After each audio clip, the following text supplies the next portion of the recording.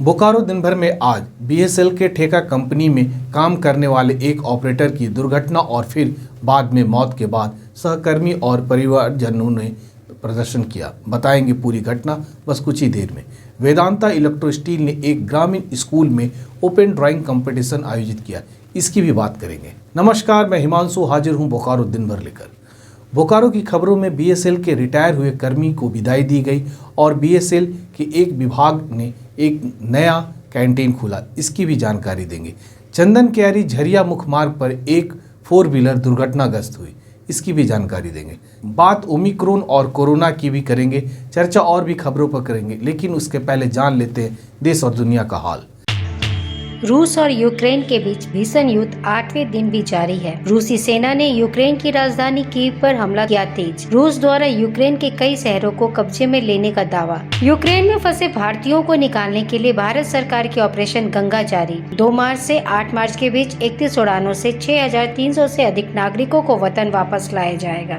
भारत में पिछले 24 घंटे में 6561 नए कोरोना मामले, 142 कोरोना पीड़ितों की मौत। उत्तर प्रदेश में विधानसभा चुनाव के छठे चरण में 10 जिलों की 57 सीटों पर गुरुवार को हुई वोटिंग। सप्ताह के चौथे दिन सेंसेक्स 366 अंक और निफ्टी 107 अंक गिरकर हुआ। सोने की कीमत 400 रुपए प्रति 10 ग्राम गिरी, तो वहीं चांदी का कीमत भी 100 रुपए प्रति किलोग्राम बढ़ी। अब एक नजर आपके राज्य झारखंड की 3 बड़ी खबरों पर। झारखंड के वित्त मंत्री डॉक्टर रामेश्वर उरांव ने गुरुवार को विधानसभा में वित्तीय वर्ष 2022-23 का बजट पेश किया। वित्त मंत्री ने 1,01,101 करोड़ रुपए का बजट प्रस्तावित किया। झारखंड के वित्त मंत्री ने बजट में राज्य के 2 लाख से अधिक किसानों के कर्ज माफी का प्रावधान किया है, साथ ही किसानों की आमदनी बढ़ाने पर विशेष जोर दिया है। झारखंड के वित्तीय वर्ष 2022-23 के बजट में एग्री स्मार्ट ग्राम योजना के तहत गाँव के विकास की योजना है, जिसमें पहले चरण में 100 गाँवों का चयन होगा। तो ये थी देश, दुनिया और झारखंड की खबरें। अब नजर डालते हैं बोकारो के 9 प्रखंडों में से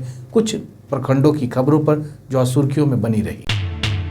बीएसएल के ठेका कंपनी में काम करने वाले एक 45 साल के ऑपरेटर की काम करने के दौरान दुर्घटना और फिर बाद में मृत्यु के बाद मृतकों के परिवारजन और मजदूरों ने बोकारो जनरल अस्पताल में बुधवार को प्रदर्शन किया।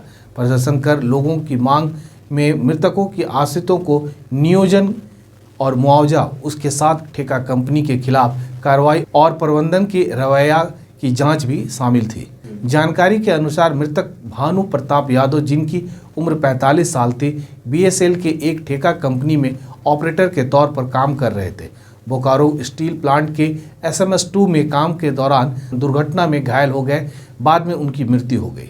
और करीब 4:30 पौने 5 बजे का घटना है, ठीक है। और निकला है करीब 5:30 पौने 6 बजे के पास निकला है वहाँ से। तो हम लोग बोले पहले जो सर इसको प्लान मेडिकल ले जाइए, लेकिन हम लोग को बात का कोई एक्शन नहीं किया है। वो बोलता नहीं, सीधे हम लोग कोऑपरेट लेके चलते हैं। सुपरवाइजर उसी को बोला गया था, साइट इंचार्ज सुपरवाइजर वही है अभी वहाँ का SMS 2 का। फिर वो लोग लेके आया गया, तो फिर हम लोग वहाँ से साइकिल से आ रहे हैं, तो जैसे नया मोड़ पहुँचे तो हम लोग फोन आ गया जब भाई इस तरह घटना हो गया। तो सबको फ़ोन लगाया, जिसको नंबर था, जब भाई उसका गिर गया था सर, ठीक है, वहाँ गिर गया था। वहाँ से उठा कर ला के वो बेड है, बेड में सुताया, उसका बाद हाँ उस समय जीवित थे। फिर वहाँ से उठा कर गाड़ी में बैठाया, लोड कर दिया, वो लोग लेकर आ गया। वो लोग बार बार बोलते गया जब प्लान मेडिकल ले चले, प्लान मेडिकल लेके चले, सुन ही नहीं रहा। ये चक्कर दिया है कि का दिया नहीं कर सकता है, मशीन से उतरे और तुरंत गिर गई। मशीन चलाता। अमित माइंस में पापा काम करते थे, वहाँ पे गिर गए थे, जिसके कारण उनका देहांत हो गया। कंपनी का जो अंदर में हॉस्पिटल है वहाँ पे ले जाना चाहिए था, वहाँ पे नहीं लेके गए। उसको गाड़ी से कंपनी से बाहर दूसरा हॉस्पिटल में बोले कि जाने के लिए, वहाँ पर से फिर गए तो फिर वहाँ पर से रिफ़र कर दिया। फिर चास तक जाते जाते उनका देहांत हो गया। फिर जो ड्राइवर था वो लाश को लेकर के मतलब यहाँ BGS हॉस्पिटल में आ गया। क्या है कि जो यादव जो ऑपरेटर था, उसका गेट पास SSD मतलब MRD डिपार्टमेंट के तहत बना है, उसका वर्क ऑर्डर कुछ अलग है, ठीक है। इसका दुर्घटना हुआ है SMS 2 में, उसका वर्क ऑर्डर दूसरा है। बेसिकली यहीं पर सबसे बड़ा अमित माइंस का गलती है। और नियम यह कहता है कि जिस वर्क ऑर्डर में गेट पास बना है, उसी वर्क ऑर्डर में मजदूर को काम करना है। अगर MRD में वर्क ऑर्डर है, गेट पास है, तो एमआरडी का वर्कर बगल में अगर हॉट स्ट्रिप मिल है तो वहाँ भी नहीं जा सकता है, काम नहीं कर सकता है। तीसरी बड़ी गलती इन्होंने कंपनी यह किया है कि जब प्लांट में इस तरह का घटना घटता है तो प्लांट मेडिकल हॉस्पिटल जाता है। इन्होंने रजिस्टर्ड नहीं हो जो मृतक है उसके साथ इतना बड़ा अन्याय किया है कि उस व्यक्ति को सीधे जो है प्राइवेट हॉस्पिटल में ले गया, जो कि प्लांट मेडिकल यूनिट में ले जाना था। ये समस्या लेके हम लोग का यह कहना है, इसका जिम्मेदार बोकारो स्टील प्रबंधन है। अमित माइंस तो है ही 100%, लेकिन बोकारो स्टील प्लांट भी जिम्मेदारी से बच नहीं सकता है। वेदांता ईएसएल स्टील लिमिटेड ने पीएसएम स्कूल सियालजोरी में ओपन ड्राइंग प्रतियोगिता का आयोजन किया। शिक्षा परियोजना प्रेरणा और सीएसआर के तहत आयोजित इस प्रतियोगिता में 3 ग्रुप थी। बैच ए में कक्षा 2 से 4, बैच बी में कक्षा 5 से 8 और बैच सी में कक्षा 9 से 12 तक के बच्चे थे। बोकारो जिला के कुल 340 बच्चों ने इस कॉन्टेस्ट में हिस्सा लिया, जिसका मकसद छात्रों को अपनी छिपी प्रतिभा को दुनिया के सामने लाने का मौका देना था।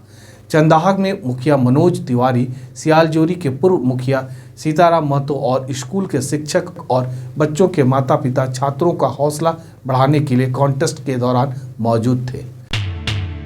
चंदन क्यारी झरिया मुख्य मार्ग पर गुरुवार को चंदन क्यारी से झरिया जा रही एक 4 व्हीलर अनियंत्रित होकर एक पोल से टकरा गई।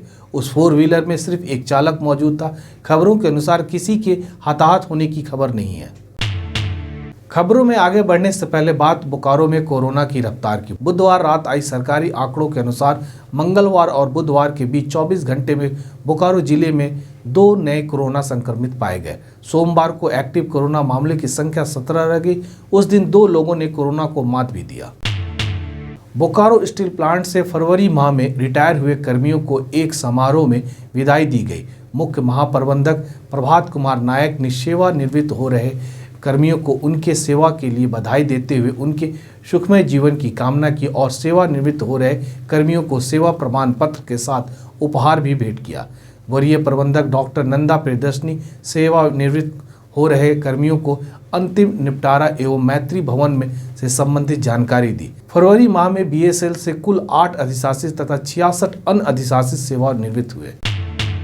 बीएसएल के CRM 3 में कर्मी द्वारा संचालित एक नए कैंटीन का उद्घाटन हुआ। इस कैंटीन के खुलने से CRM 1, 2 और 3 के कर्मियों को उचित दर पर खान पान की सुविधा प्राप्त होगी। अब जान लेते हैं बोकारो जिले का तापमान। मौसम विभाग के अनुसार आज का अधिकतम तापमान 31 डिग्री सेल्सियस और न्यूनतम तापमान 16 डिग्री सेल्सियस रिकॉर्ड किया गया। आज का कमेंट ऑफ द डे पवन लोहरा द्वारा किया गया, जिन्होंने 2 मार्च के हमारे बोकारो दिन भर कार्यक्रम में बोकारो टाइम्स के यूट्यूब चैनल पर यह कमेंट किया था। उन्होंने कहा है कि बहुत ही अच्छा काम, बहुत ही अच्छा न्यूज़ सर। बोकारो में बहुत सारे टैलेंट है, उसके ऊपर भी बोला कीजिए। पवन जी, सबसे पहले तो हमारे साथ जुड़े रहने के लिए आपका बहुत धन्यवाद। और आपने सही कहा कि बोकारो में टैलेंट लोगों की कमी नहीं है और कई सारे प्रतिभावान लोग बोकारो में हैं। मैं आपको बताऊं कि हम हमेशा ऐसे लोगों और उनसे जुड़ी खबरों को प्राथमिकता देते हैं। आप हमारे खबरों में गायन, पेंटिंग, नृत्य वादन यानी कि कला से जुड़ी खबरों को जरूर देखे होंगे। कला से जुड़ी खबरों के लिए हमने एक खास कार्यक्रम रखा है जिसका नाम है क्रिएटिव कट। आप उस कार्यक्रम से प्रतिभा से जुड़ी खबरों और इंटरव्यू को देख सकते हैं। अपने सवाल, सुझाव और सूचना के साथ हमारे साथ बने रहे। फिर एक बार आपका धन्यवाद। आप अपने आसपास की घटनाएं और समस्याओं को हमें व्हाट्सअप कर सकते हैं। हमारा व्हाट्सअप नंबर है 9334210302। इसी तरह बोकारो की तमाम खबरों को जानने के लिए हमारे चैनल बोकारो टाइम्स को लाइक कीजिए, सब्सक्राइब कीजिए और शेयर कीजिए। फिर मिलेंगे बोकारो दिन भर में सोमवार से शुक्रवार रात 8 बजे। तब तक के लिए नमस्कार। बने रहें thetimesmedia.com पर। आप हमें फेसबुक और यूट्यूब पर भी देख सकते हैं।